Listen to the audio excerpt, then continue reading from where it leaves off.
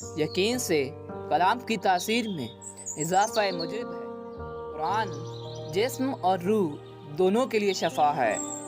وہ نابینا نہیں جس کے ہاتھ میں کسی نابینا کا دامن ہو۔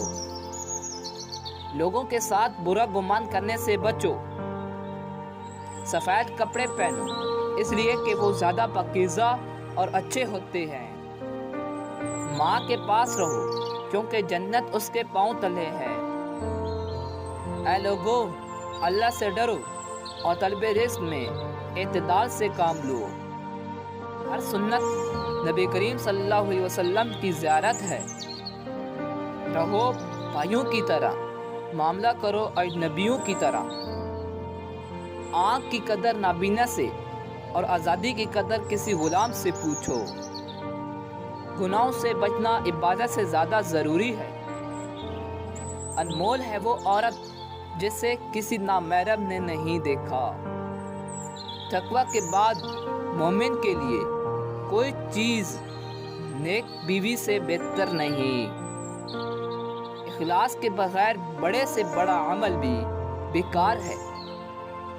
زیادہ بولنے سے بڑھ کر انسان کے لیے کوئی چیز بری نہیں۔ مجلس میں بیٹھنے کا معزز طریقہ یہ ہے کہ قبلہ منہ ہو کر بیٹھا جائے۔ دنیا مومن کے لیے قید خانہ اور کافر کے لیے جنت ہے۔ یا تم کو اپنے اچھے عمل سے مسرت اور برے کام سے رنج ہو تو تم مومن ہو۔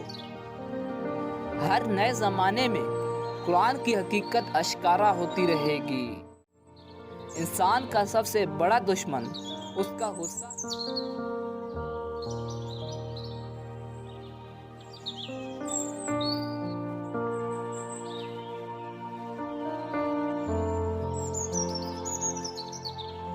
تقدیر پر ایمان رکھنا سب افکار و غموم کو دور کر دیتا ہے۔ دنیا دار العمل ہے، لہذا کسی چھوٹی نیکی کرنے میں بھی سستی نہ کیجیے۔ سب سے بڑا خطا کار وہ ہے جو لوگوں کی خطائیں بیان کرتا پھرے۔